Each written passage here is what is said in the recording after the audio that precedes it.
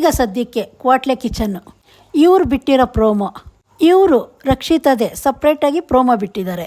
ಯಾಕಂದರೆ ಈ ಪ್ರೋಮೋ ಪೂರ್ತಿ ರಕ್ಷಿತಾದೇ ತೋರಿಸಿದ್ದಾರೆ, ಬೇರೆ ಯಾರ್ದು ತೋರಿಸ್ಲಿಲ್ಲ. ಈಗ ಇದು ನೋಡಿದ್ರೆ ಗೊತ್ತಾಗ್ತಿದೆ ಈ ಸತಿ ಪಾರ್ಟ್ನರು ಪ್ರಶಾಂತ್ ಅವರು ಆಗಿದ್ದಾರೆ ಅಂತ. ಯಾಕಂದರೆ ಕ್ವಾಟ್ಲೆ ಕಿಚನ್ನು ಇದು ಶುರು ಆದಾಗಿನಿಂದ ಸೂರಜ್ ಅವರೇ ರಕ್ಷಿತಾಗೆ ಪಾರ್ಟ್ನರ್ ಆಗಿದ್ದರು. ಶುರು ಆದಾಗಿನಿಂದ ರಕ್ಷಿತಾ ಅವ್ರಿಗೆ ಬೇರೆಯವರು ಪಾರ್ಟ್ನರ್ ಆಗಿ ಕಾಣಿಸ್ಕೊತಾ ಇದ್ದಾರೆ. ಬಿಗ್ ಬಾಸು ಶುರು ಆದಾಗಿನಿಂದ ರಕ್ಷಿತಾನ ನೋಡ್ಕೊಂಡು ಬರ್ತಾನೇ ಇದ್ದೀವಿ. ಅವಳು ಹೇಳಿರೋ ಪ್ರಕಾರ ಅವಳಿಗೆ ಮೇಕಪ್ ಆಗೋದು ಅಷ್ಟು ಇಷ್ಟ ಇಲ್ಲ.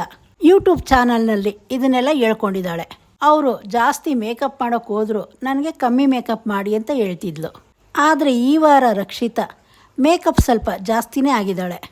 ಈ ಥರ ರಕ್ಷಿತಾನ ಜಾಸ್ತಿ ನೋಡಿರಲ್ಲ. ಈ ವಾರ ಕ್ವಾಟ್ಲೆಗಳು ಪ್ರಾಣಿಗಳ ವೇಷ ಹಾಕ್ಕೊಂಬಂದಿದ್ದಾರೆ. ಈ ಸತಿ ಇವರು ಟಾಸ್ಕ್ ಯಾವ ಥರ ಕೊಟ್ಟಿದ್ದಾರೆ ಅಂದರೆ, ಅಲ್ಲಿ ಕೆಲವೊಂದು ಡಿಶ್ ಇರುತ್ತೆ, ಅದನ್ನು ಕ್ವಾಟ್ಲೆಗಳಿಗೆ ಹೇಳಬೇಕು.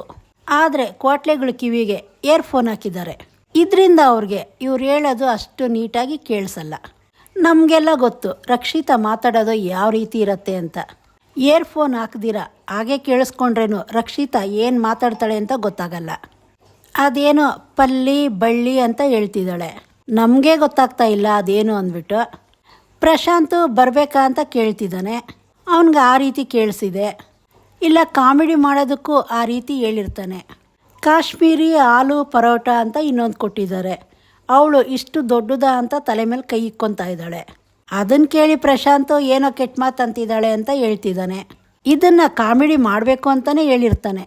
ಯಾಕಂದರೆ ಅವಳು ಬರೀ ಪರೋಟ ಅನ್ನೋದು ಅವನಿಗೆ ಕ್ಲೀನಾಗಿ ಕೇಳಿಸಿರತ್ತೆ. ಏನೋ ಚಟ್ಟಿ ಅಂತ ಹೇಳ್ತಿದ್ದಾಳೆ. ಅದು ಚಟ್ನಿ ಏನಾದರೂ ಇರ್ಬೋದೇನೋ. ಅಲ್ಲಿರೋರ್ನೆಲ್ಲ ನಾನು ಕಮ್ಮಿ ಮಾಡಿದ್ದೀನ ಅಂತ ಕೇಳ್ತಿದ್ದಾಳೆ.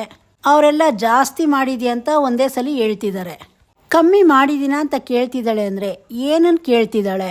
ಆ್ಯಕ್ಟಿಂಗ್ನ ಆ ರೀತಿ ಕೇಳ್ತಿದ್ದಾಳೆ ಅನಿಸತ್ತೆ. ರಕ್ಷಿತಾ ಭಾಷೆ ನಮ್ಮೆಲ್ರಿಗೂ ಚೆನ್ನಾಗೇ ಗೊತ್ತು. ಆ್ಯಕ್ಟಿಂಗ್ ಚೆನ್ನಾಗಿ ಮಾಡಿದ್ದೀನ ಅಂತ ಕೇಳೋಕ್ಕೋಗಿ ಕಮ್ಮಿ ಮಾಡಿದ್ದೀನ ಅಂತ ಕೇಳ್ತಿದ್ದಾಳೆ. ಈ ನಡುವೆ ಎಲ್ಲ ರಕ್ಷಿತಾ ಮಾತಾಡ್ತಿದ್ರೆ ಜಡ್ಜಸ್ ಮುಖ ನೋಡ್ತಿದ್ರೆ ಗೊತ್ತಾಗ್ತಿದೆ ಅವ್ರಿಗದಿಷ್ಟ ಆಗ್ತಾ ಇಲ್ಲ ಅಂತ. ಸತಿ ಜಡ್ಜಸ್ಸೇ ರಕ್ಷಿತಾಗೆ ಹೇಳಿದರು, ಆಟ ಕಮ್ಮಿ ಮಾಡಿ ಅಡುಗೆ ಚೆನ್ನಾಗಿ ಮಾಡು ಅಂತ. ಇನ್ನು ಇದ್ರ ಬಗ್ಗೆ ನಿಮ್ಗೆ ಏನು ಅನಿಸುತ್ತೆ ಕಮೆಂಟ್ ಮಾಡಿ ತಿಳಿಸಿ. ಮತ್ತು ಇನ್ನೂ ಒಳ್ಳೊಳ್ಳೆ ಮಾಹಿತಿಗಳು ಕೊಡ್ತೀನಿ. ಚಾನಲ್ ಸಬ್ಸ್ಕ್ರೈಬ್ ಮಾಡ್ಕೊಳ್ಳಿ.